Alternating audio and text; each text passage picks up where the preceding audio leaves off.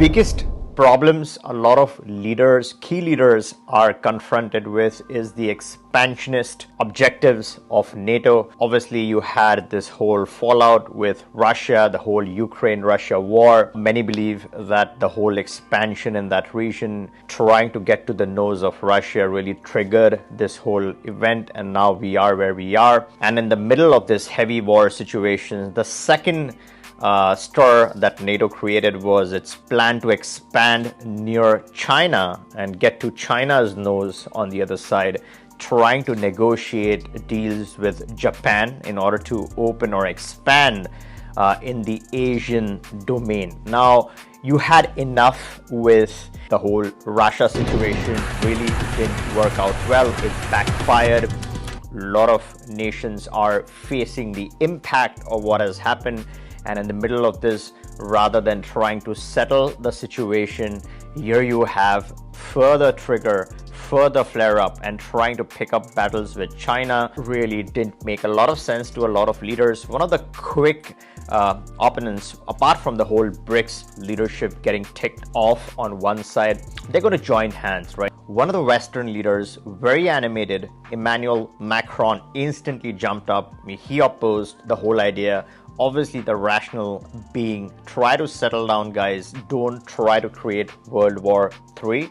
So this whole plan, or the whole objective of NATO of trying to expand, obviously the plan faced stiff opposition, not only from the outside, but also from the inside with Emmanuel Macron. So deliberately trying to create a stir, but trying to expand in regions where NATO does not really need to or does not belong. Was that a wise move to assert the authority of NATO, or is it further undermining its credibility? You make such moves and your plans fail, then guess what? The other side, the BRICS nation, are going to take notice of this. They're going to get more and more polarized. The whole point should not be NATO versus the BRICS. The whole point of this should be, in today's day and age, is to focus on the recovery post-pandemic. This is the worst that could have happened, the whole war situation.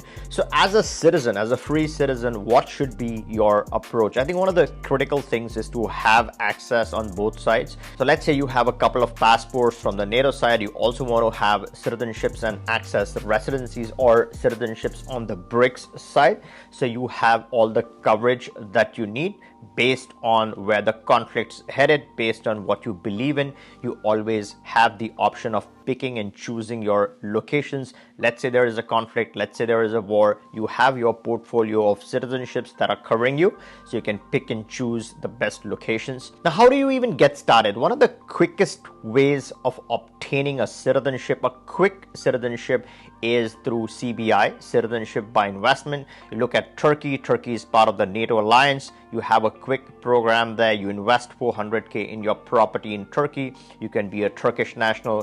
There are 5 other Caribbean countries that sell their passport. There are a couple of other Middle Eastern countries, just like Turkey, that sell their passport. So if you are interested in becoming a citizen, let's say immediately you don't have the time to go to any country, reside in any country, you just want an immediate passport, you want to buy it outright, then make sure to return and take a look at this video. This talks about all the countries that outright sell their passports, sell their citizenships. If you are someone who wants to trigger a flexible residency, meaning you can't commit to it right now, but you just want to keep it in the back pocket, maybe you're using it in a flexible way, it doesn't have a defined criteria, you don't have to be a tax resident, etc., then there are 3 countries that provide you with an immediate flexible residency permit.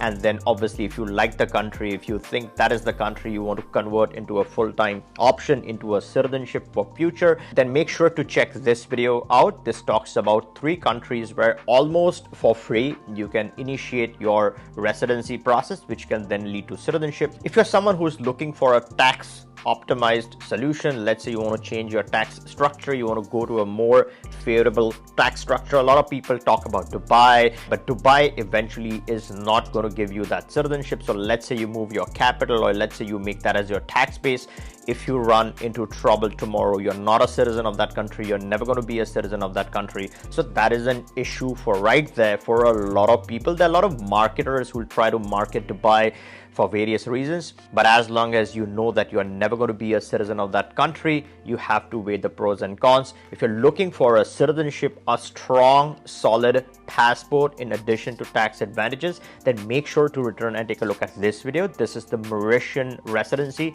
For as low as $1,000 plus some lawyer fees, you can initiate your residency in Mauritius. If you want, you can convert this into citizenship in future. A very strong passport. But let's say you're not worried about the taxes, you want to get a strong, solid passport with a flexible residency, then make sure to return and take a look at this video. This is the Mexican option in a lot of detail. This has my detailed interview with the attorney, including the safety situation at night. So I have packaged all the information together for you. So make sure to watch that one. And there are some exciting developments, especially in Serbia, where they have drafted a rule to reduce the naturalization timeframe from 3 years down to 1 year. So if you reside in the country for just 1 year as a resident, then you could convert that into that all important critical Serbian citizenship. It's much better in today's times, in my opinion, compared to the Russian or the Ukrainian citizenship. So if you had your eyes on those type of citizenships, then the better option, in my opinion, and this is not immigration, tax, legal or financial advice, but in my opinion, I feel Serbian passport, Serbian citizenship is much better till the whole situation comes back to normal. And there are many other different options around the world, including citizenship by exception, where you can create an exceptional situation where you can naturalize in a country. There are a lot of countries that do citizenship by exception. So if you are interested in discussing any of the options,